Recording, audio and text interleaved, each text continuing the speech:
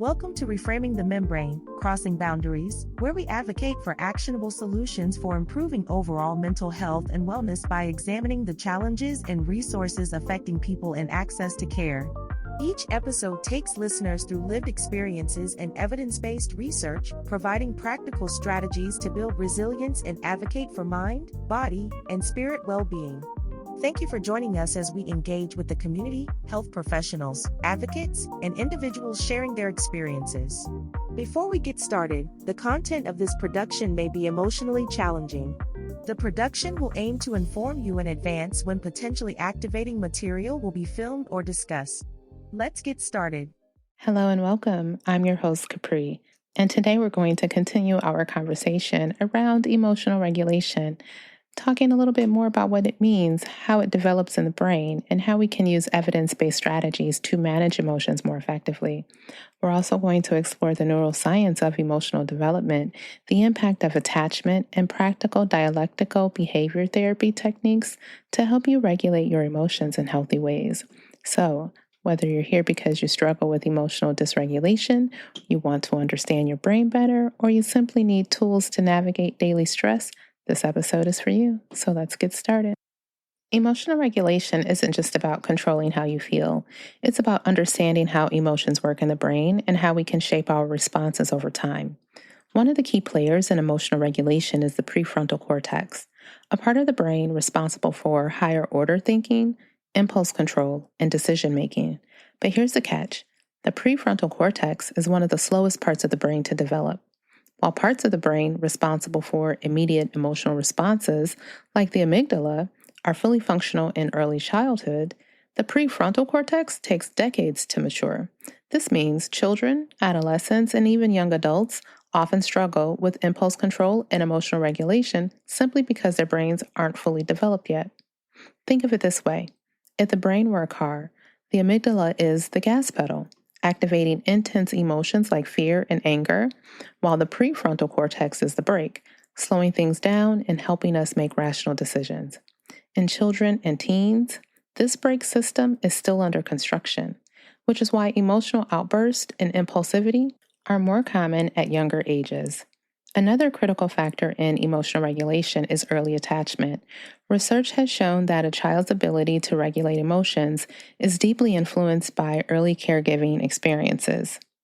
Secure attachment is when a child consistently experiences warmth, safety, and responsiveness from caregivers. It sets the foundation for healthy emotional regulation. On the other hand, if a child experiences neglect, inconsistent care, or trauma, it can disrupt the brain's ability to regulate emotions later in life. This doesn't mean you're doomed if you had a difficult childhood. You may have heard people say that the brain remains plastic. What this means is that it can adapt and change throughout life. The tools that we discussed today and in previous episodes are ways to kind of retrain your brain, as I like to say, reframe your membrane, and build stronger emotional regulation skills no matter where you started. Now that we understand how emotions develop, let's talk about emotional dysregulation, what happens when emotions feel overwhelming, unpredictable, or unmanageable. There are some signs of emotional dysregulation, which could include intense emotional reactions to small stressors, or difficulty calming down after getting upset, impulsive behaviors such as saying or doing things you later regret, or chronic feelings of shame, guilt, or unworthiness. And even trouble identifying and expressing emotions in a healthy way could be a sign of emotional dysregulation. One common cause of emotional dysregulation is toxic thinking patterns. Our thoughts shape our emotions, and when we get stuck in negative loops like, I'm always failing or no one cares about me, it fuels dysregulation. This is where dialectical behavior therapy can help. This therapy was developed by a psychologist specifically to help people who struggle with emotional regulation. It combines mindfulness, cognitive restructuring, distress tolerance, and interpersonal effectiveness to help people manage their emotions in healthier ways. So let's explore some practical skills that you can use in your daily life. So DBT starts with mindfulness, which is the practice of observing and accepting emotions without judgment. There are two categories: what skills and how skills. In the what skill, you're going to observe, describe, and participate. For example, if you're feeling angry, instead of reacting impulsively, pause and simply observe the anger. Then describe it. I notice my heart is racing and my hands feel hot. This helps create space between the emotion and your reaction. In the how skill, non-judgmentally, one mindfully and effectively, instead of saying, I shouldn't feel this way, practice non-judgment by simply acknowledging, I feel angry right now, and that's okay. So I want to try this together. Take a deep breath and notice an emotion you're feeling right now. Name it without judging. That's the first step toward emotional regulation. Another skill is the opposite action. If you feel like isolating yourself when sad, do the opposite. Reach out to a friend. If anxiety makes you want to avoid a situation, take a small step toward facing it. Another skill to use when emotions feel overwhelming is the stop skill. So stop, pause before reacting, take a deep breath, observe, what am I feeling? What are my thoughts? And proceed, wisely of course, considering long-term consequences. These techniques give you time to respond rather than react. Some people may wonder, where does medication fit into emotional regulation? While therapy and coping skills are foundational, some individuals benefit from medication to support emotional balance. Studies show that 7.5% of children and teens take medication for emotional or behavioral difficulties, with males being prescribed more often than females. This isn't because medication is the only answer, but because certain conditions like ADHD, anxiety, or mood disorders involve brain chemistry imbalances that can make self-regulation extremely difficult without additional support. The takeaway here is that medication is a tool, not a cure. If emotional dysregulation is significantly affecting your life, working with a mental health professional can help determine whether medication, therapy, or a combination is best for you. More in a minute. If you're able, begin by sitting or lying down comfortably. Focus on one muscle group at a time, starting with your feet. Tense the muscles for 5 to 10 seconds, then release. Move up the body, repeating this process for each muscle group. Notice how your body feels afterward and observe any changes in relaxation or tension. Now, let's try a quick breathing exercise. You may already be familiar with the 4-7-8 technique, but if this is new for you, keep your mouth closed and breathe in through your nose while counting to 4.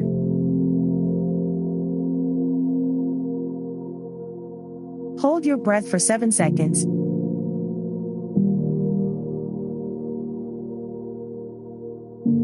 Then now slowly exhale through the mouth for 8 seconds.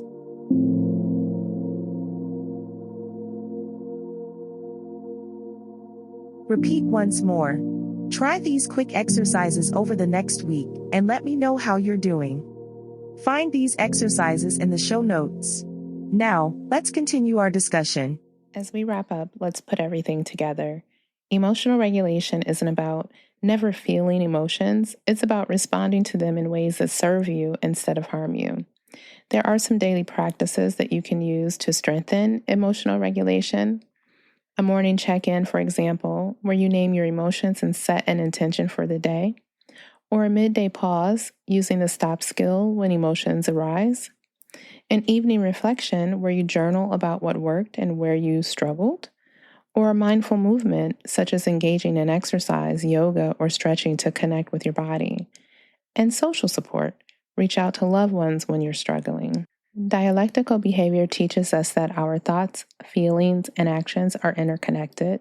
When you notice a negative thought, it can activate a cascade of intense emotions, leading to behaviors like avoidance or self-sabotage. Continue to learn how to disrupt that cycle. I encourage you to keep a journal as you go along in the journey to note any thoughts or feelings that might arise. You might discover patterns that point to specific activators in your life.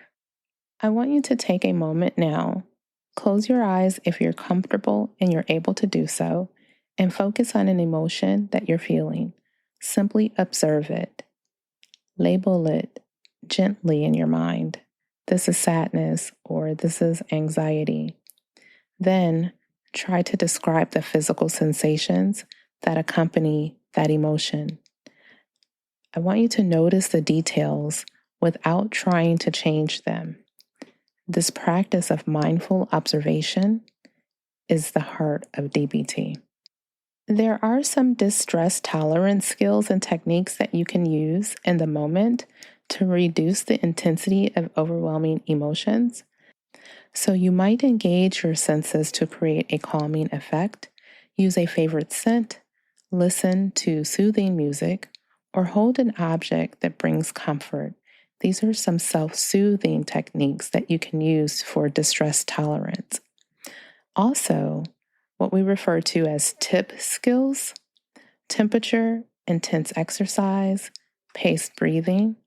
So changing your body's state, splashing cold water on your face, doing a brief burst of exercise, or engaging in controlled paced breathing, these all can help to reset your emotional response.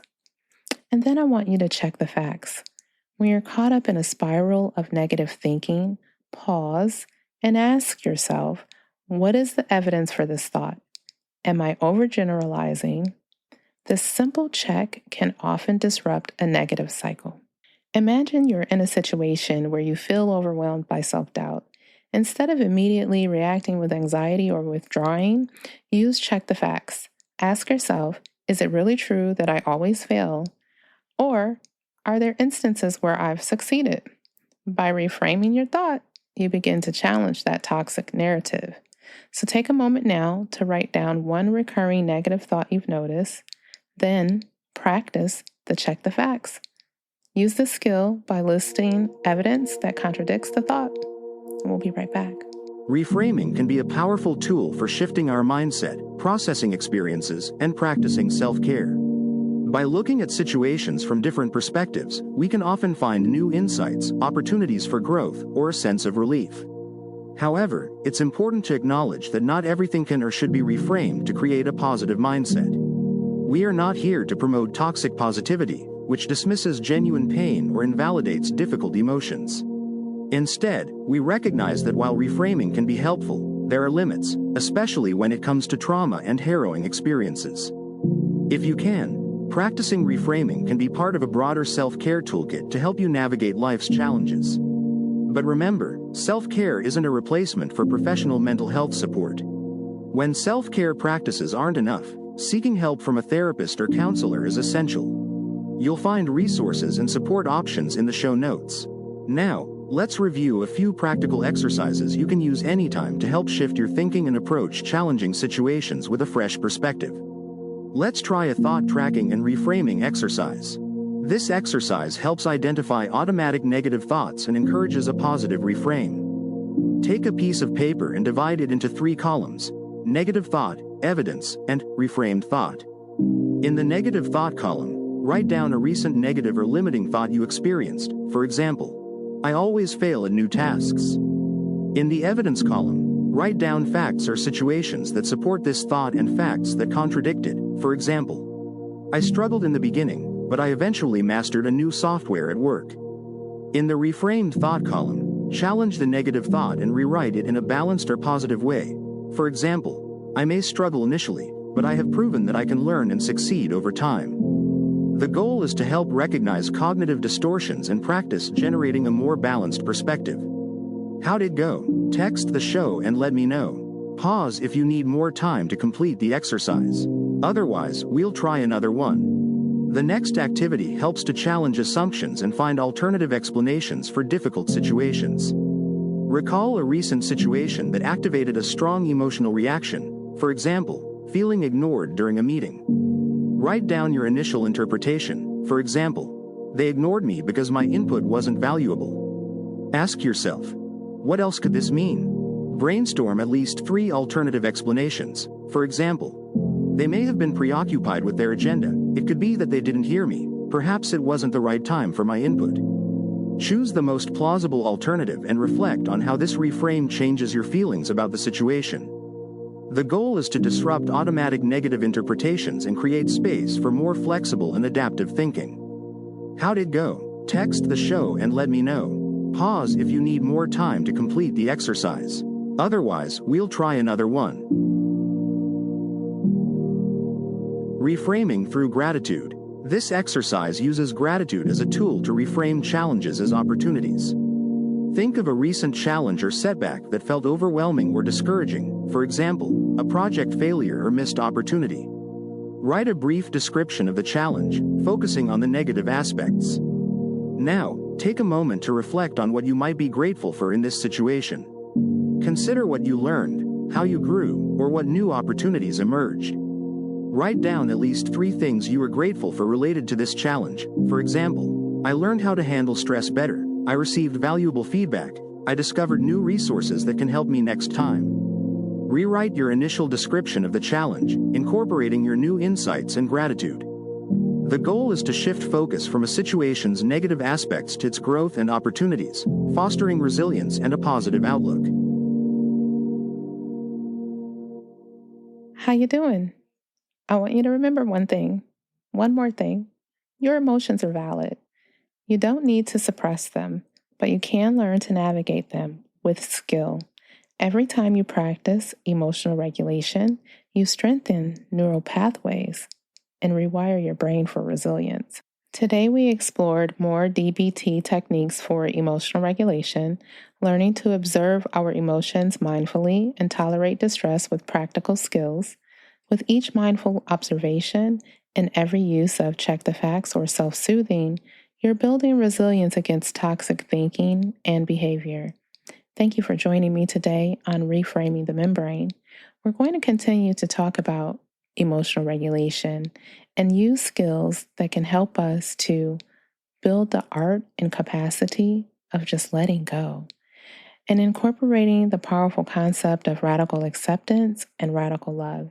Until then, I want you to take good care of yourself. Until next time, stay mindful and take one deep breath at a time.